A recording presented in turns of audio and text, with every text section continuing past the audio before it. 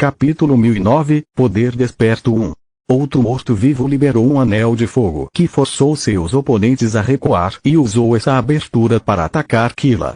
Fria a empurrou bem a tempo, levando o golpe em seu lugar. A espada longa perfurou seu peito até que o punho atingiu seu peito e produziu um som prateado ao atingir o Orixalcum de sua armadura Skinwalker reforçada. Um oponente menos habilidoso teria ficado feliz em ver a lâmina projetando-se de suas costas em seu comprimento total, mas o assassino de magos estremeceu de medo em vez disso. Foi muito fácil. A investida não encontrou resistência ao passar pelo Orixalcum, carne e ossos. Não fazia sentido, especialmente o fato de que nenhum único centímetro da lâmina estava coberto de sangue nem dentro de seu corpo. O morto-vivo conhecia sua arma como a palma da mão e não podia perder que muitas coisas não batiam. Ele tentou puxar a lâmina, mas era tarde demais. A fissura dimensional criada na frente de Fria que levou às suas costas se fechou, quebrando a arma ao meio.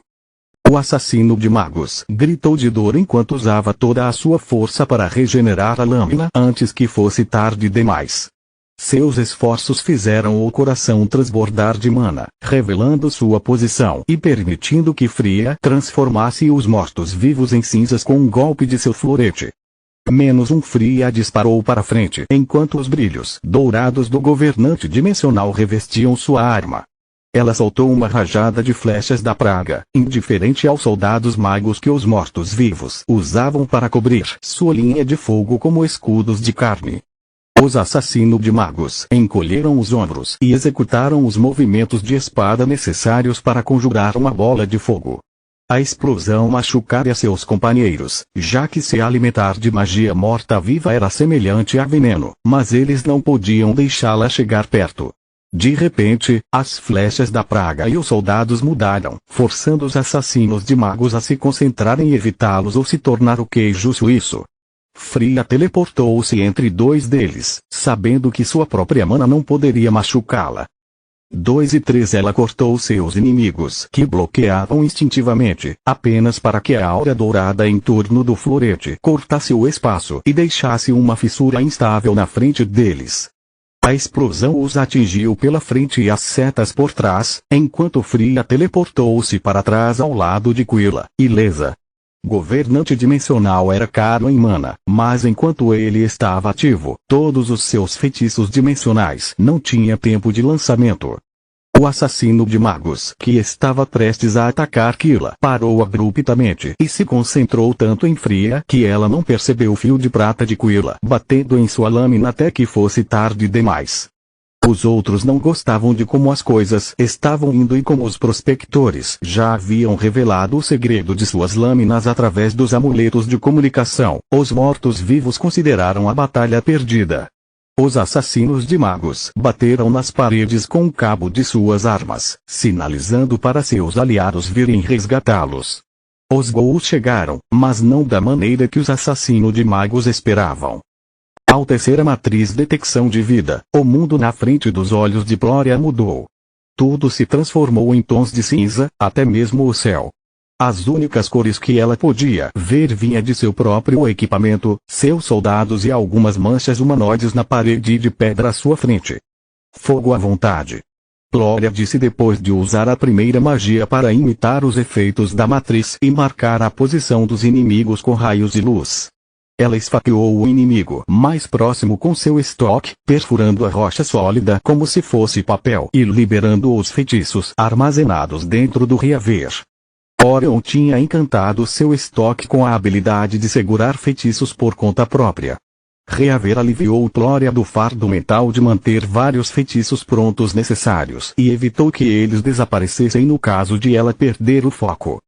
Ao contrário de um anel de retenção mágica, o estoque não poderia reter feitiços indefinidamente, mas apenas por um curto período. No entanto, as batalhas raramente duravam muito e ter o equivalente temporário de vários anéis de retenção mágica de todas as camadas tinha inúmeras aplicações. A boa coisa sobre se esconder dentro do solo era que escondia os ghouls de vista e nenhuma arma normal ou elemento poderia afetá-los. Por outro lado, no entanto, uma vez descobertos, eram patos sentados. Nadar pelo chão os deixava lentos em comparação com alguém que podia andar ou correr e também os tornava extremamente vulneráveis à magia da terra. O reaver de Plória fez a rocha em torno de um dos ghouls implodir sobre ele, matando na hora. Os soldados seguiram seu exemplo, usando varinhas mágicas de terra para expor os outros ghouls e quebrar seus corpos. As formas quebradas dos mortos-vivos chocados rastejaram como vermes, tentando ganhar tempo suficiente para curar. As habilidades regenerativas de um ghoul estavam no mesmo nível dos trolls, permitindo que seus ferimentos se curassem uma fração de segundo depois de serem abertos. Além disso, ghouls podem usar o elemento escuridão em sua verdadeira forma mágica, como a maioria dos mortos-vivos, e o elemento terra, devido à sua afinidade natural com ele. Falsos ou verdadeiros, entretanto, todos os feitiços precisavam ser lançados. Os mortos-vivos só tinham feitiços de suporte e meios para ataques furtivos, uma vez que deveriam ser invisíveis. A súbita virada de eventos os deixou com nada além de suas proezas físicas não naturais e magia inicial. O primeiro não valia muito devido às suas múltiplas fraturas, enquanto o último não podia fazer muito contra os poderosos feitiços de escuridão de nível 3 armazenados dentro das ferramentas alquímicas. Séria magia da terra e nenhum deles escapará. Plória ordenou aos garimpeiros que estavam fazendo o possível para não atrapalhar os reforços e apoiá-los como pudessem. Os prospectores acenaram com a cabeça e começaram a cantar em uníssono, encurtando muito o tempo de lançamento da matriz. Plória sorriu ao ver a expressão de pânico nos rostos dos assassinos de magos quando eles perceberam que estavam em um relógio. Para piorar as coisas para eles, sem os ghouls usando sua força de vontade para bloquear todas as formas de magia da terra de dentro das cavernas, os prospetores agora estavam livres para usar feitiços simples para abrir buracos no teto e as paredes para deixar a luz do sol entrar. Isso criou áreas seguras onde os mortos-vivos não podiam entrar e limitou muito seus movimentos. Plória ignorou o feitiço de escuridão fraca que o infeliz ghoul lançou contra ela, deixando colidir contra sua armadura, e perfurou seu peito com reaver, liberando uma explosão de escuridão que o transformou em cinzas. Os membros e a cabeça ainda estavam vivos, um sinal claro de que ela não acertou o coração, permitindo ao ghoul regenerar o torso perdido a uma velocidade visível a olho nu. Eu sou péssimo em loterias. Plória usou um feitiço de ar simples para enviar as 5 partes do corpo rolando em uma área ensolarada, onde pegaram fogo como se ela as tivesse jogado dentro de uma fornalha. No momento em que o ghoul foi reduzido a cinzas, no entanto, os outros já haviam se recuperado e agora estavam lutando lado a lado com os assassinos de magos. O mestre espadachim morto-vivo avançou contra Plória para impedi-la de lançar mais feitiços e colocá-la na defesa. Ele ficou chocado com a força com que ela facilmente aparou o ataque, mudando o caminho da lâmina e arruinando o feitiço que ele estava tecendo para complementar o ataque. Capítulo 1010, Poder Desperto 2. Plória desviou e rapidamente golpeou com a esquerda, produzindo uma rajada de punhos rápidos e fortes o suficiente para espalhar a névoa laranja em sua passagem. Aí está, ela disse, revelando a posição do coração flutuante. O morto-vivo ainda não tinha recuperado sua posição quando a lâmina de Plória travou a sua no lugar, enquanto sua mão esquerda agarrava o órgão vital, esmagando-o, como uma uva. Estaremos mortos se ficarmos aqui. Você confia em mim? Um ghoul perguntou a seu parceiro assassino de magos enquanto a maré da batalha ficava mais sombria a cada segundo que passava. O morto-vivo silencioso apenas balançou a cabeça, fazendo-a praguejar. Bem, que pena. Ela agarrou a lâmina e o coração antes de se jogar contra a parede mais próxima, mantendo-os perto de seu peito. Sua magia de terra o fez desmoronar e a luz do sol a fez queimar. O ghoul usou as habilidades regenerativas de seu corpo para sobreviver e proteger seu parceiro por tempo suficiente para mergulhar no chão novamente, deixando os outros mortos-vivos em águas ainda mais quentes. Obrigado pela ajuda, mana. Agora, para o meu próximo truque. Fria abriu as mãos, abrindo uma porta dimensional na frente de cada buraco nas paredes e capturando a luz do sol. Ela também posicionou seus pontos de saída de modo a iluminar todas as cavernas. A luz do sol era a única coisa que podia fazer os mortos-vivos sentirem dor como se ainda estivessem vivos. Todos os feitiços que os Ghouls prepararam foram perdidos devido à agonia repentina que quebrou seu foco. Ao mesmo tempo, a névoa laranja que envolvia os corpos dos assassinos de magos se dissipou, revelando seu ponto fraco. O que se seguiu foi um massacre que terminou tão rápido que os garimpeiros nunca conseguiram completar sua matriz de bloqueio de terra. Você é incrível. Killa disse enquanto olhava para Fria com admiração. Muitos acenaram com a cabeça em concordância como papagaios. A batalha tinha sido tão desesperada e caótica que seu final abrupto fez a sobrevivente sentir como se Fria tivesse virado o jogo sozinha. Bem, é verdade, ela aceitou o elogio, mas também não gostava de ficar com toda a glória. Ambas as irmãs precisavam de uma vitória. A magia dimensional é incrível. É por isso que geralmente é cilada primeiro, mas não se esqueça de que não causa danos por si mesma.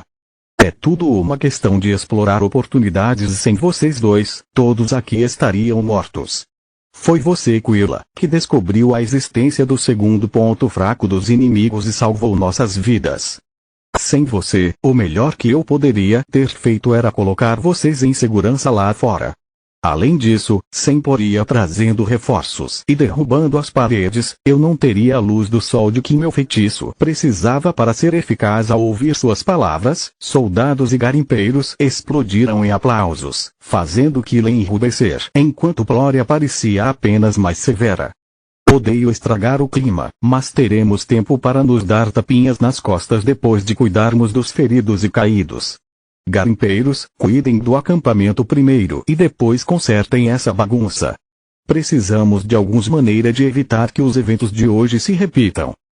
Soldados, não deixem ninguém para trás. Quero todos presentes e responsáveis. Vou chamar reforços e relatar nossa situação. Ela apontou para os corpos caídos no chão, pertencentes àqueles lentos demais para reagir ao ataque surpresa. Alguns estavam cobertos de sangue e era tarde demais para eles, mas outros ainda imploravam por ajuda. Suas palavras varreram os sorrisos dos sobreviventes que agora se amaldiçoavam por esquecerem seus companheiros mortos.